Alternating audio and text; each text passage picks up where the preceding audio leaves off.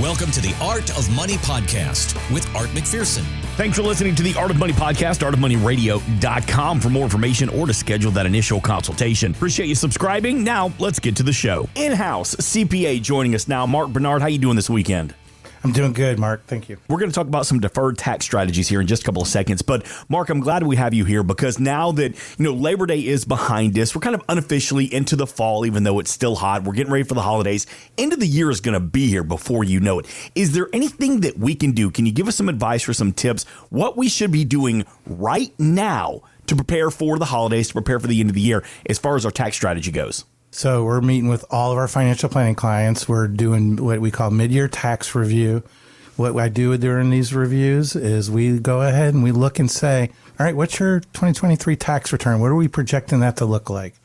So that I can kind of predict what brackets you fall in, what kind of income you're going to earn, what kind of taxes you're going to pay, how much have you been withholding, so that you can be ready for whatever the news is come April 2024.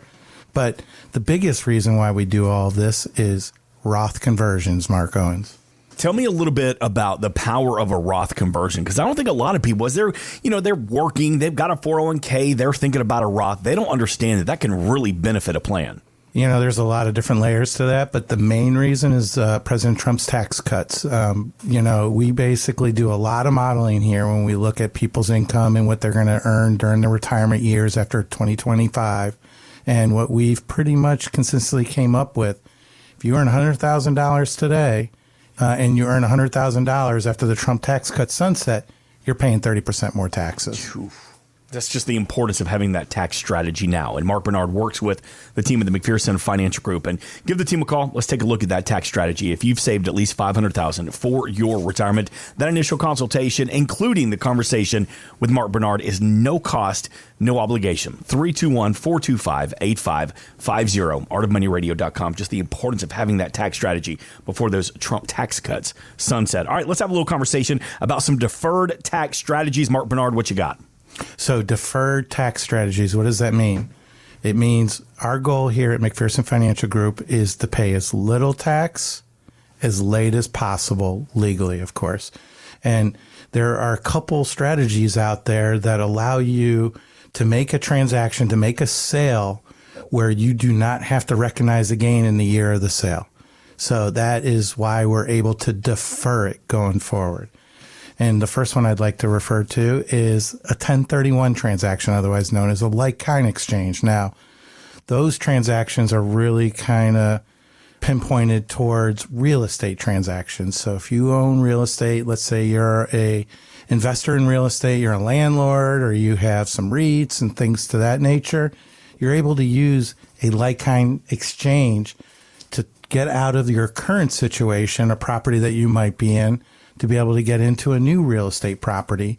The gain that should be recognized from the sale of the original holdings is deferred because you met the requirements of a 1031 exchange. All right, let me make this in layman's terms, Mark. So if somebody bought a house for $250,000 and now it's worth $1 million, and they do that exchange you're talking about, that $750,000 that would normally be gain gets to go roll into the new project? Correct. And so under your example, Art, there's a $250,000 basis. You have $750,000 of built-in gain on that property. If you were to meet the qualifications of a 1031 like-kind exchange, all you do is you roll your basis of $250 into your new purchase. You don't recognize any gain at that moment, and you can move on doing business as usual. Now, the other thing that's really nice is you could do this multiple times. This isn't limited to one time or even one time a year. You can keep doing this. And then the really nice thing is I don't know if this is nice, but if you pass away with that property that you've been doing 1031 exchanges for, when it goes to your heirs, you get a step-up basis in that property, and all that gain that you've been kicking the can down, deferring down the line, gets taken away because when you pass, your heirs take your property at fair market value, therefore creating no gain. All right, so if I've done this 5 times, and let's say every time I've done this, I've got a new basis point, right? Because every time I'm buying a new property, it's going to be more expensive. So my basis has gone up some. But by the time I'm done, maybe I've done $1 million worth of my own money into projects, but now it's worth $5 million. So at that point, If I'm 85 or 90 years old and I pass away, my kids and grandkids can actually get that $5 million tax-free. Yeah, so your kids would inherit that $5 million property, which is the fair market value of the property when you pass away. They get a basis in that of $5 million. So if they were to sell that the next week, there would be no gain triggered. And all of your 1031 transactions that's deferred, all of those gains all throughout those years, you never end up paying tax on it. So what is the requirement of a 1031 exchange? So there are very strict rules. So that's something that, if you go down this road, you need to. But in, the simplest terms, first off, when you make the transaction to sell your original property, you need what's called a qualified intermediary. So you cannot take possession of the proceeds from the sale of that property. It needs to go to essentially the same thing as a trustee, a qualified intermediary that's holding it in escrow. You have to do that. Within 45 days of that transaction, you have to have another property that you want to reinvest those proceeds into. As long as you meet that step, the next step is that you have to close on that property within 180 days from the sale of the original property. So this has to be something you've kind of organized. You know what you want to buy, you know what you want to sell. But before you pull the trigger on any of this, if I go to my closing and that closing agent sends me a check or wires me funds to my bank account, it's done. I can no longer do this. Game over. Okay. 321-425-8550 to reach out to our McPherson, Mark Bernard, and the team at the McPherson Financial Group. It sounds like something that could benefit your situation. And Mark, this is something that, we're really talking to people who have a big property, a big piece of real estate that they have that they want to try to save some tax dollars on this. This isn't for, the small tax challenges that we have. Correct. 1031 is expensive, so it has to be worth doing a like-kind exchange to move those capital gains down, to save on those taxes so that you can reinvest all that money. But they don't come free, so they are expensive. And the next one that we're going to talk about, a deferred sales trust, same thing. They're expensive, so there has to be a lot of capital gains that's built in. All right, so let's talk about that, a deferred sales trust. How does that work? So a deferred sales trust doesn't have to be limited to real estate, although it can include real estate.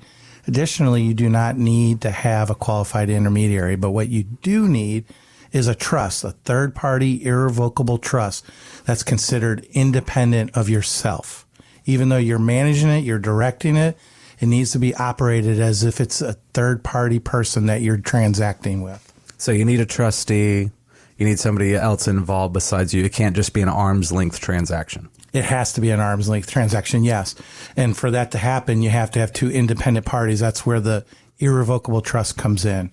And what happens is this irrevocable trust buys whatever property. It could be stock, like public stock that you've been buying through your employee stock option program, where you have a huge amount of built-in gain because you've been buying it so cheap over the last 25 years. And what happens is the trust gives you a note. It's called a 453 installment note. And that note says, we're going to pay you a certain amount every year for your public stock. Okay, Mark? And what happens is that transaction is considered a third-party transaction. However, because we're using this installment note, we're able to defer the capital gains that should otherwise be triggered.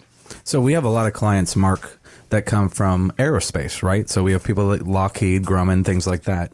And they get stock a lot of times given to them, so there really is no basis. So if they've got a couple $1 million in stock that they have a zero basis with, would this work in that scenario? Yeah. So what happens is if we get this structured correctly, the gain, let's say it's all gain. You have $2 million of Northrop Grumman stock and you sell it and you have very little basis. So if you didn't do this, this deferral structure, that $2 million would then be subject to 23.8% capital gains tax. And then it gets added on as other income for the year, correct? Correct. But by avoiding that, so 23.8 on $2 million is roughly $500,000 of capital gains.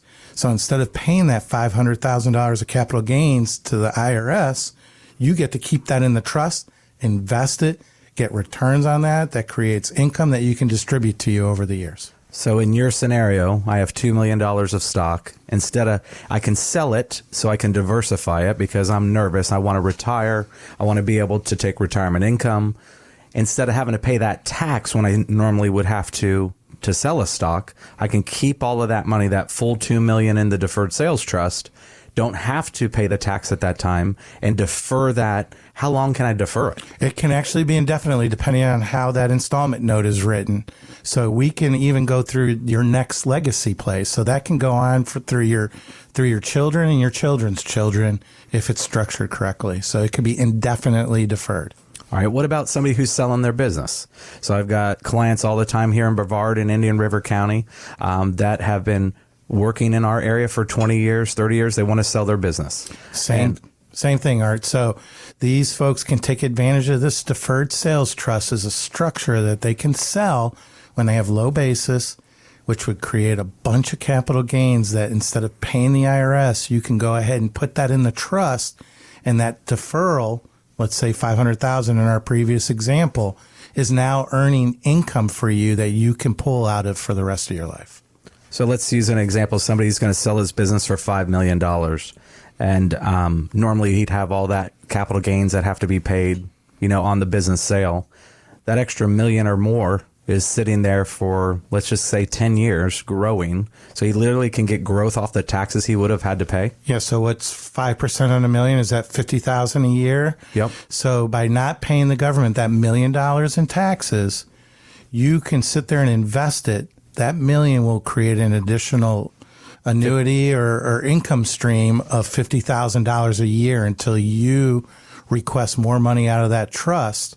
That creates the trigger of that capital gains. You bring up a good point. So I've taken this $5 million. I've been able to defer it. Didn't have to pay the tax up front. Suppose I want $500,000 a year. How is that treated tax wise?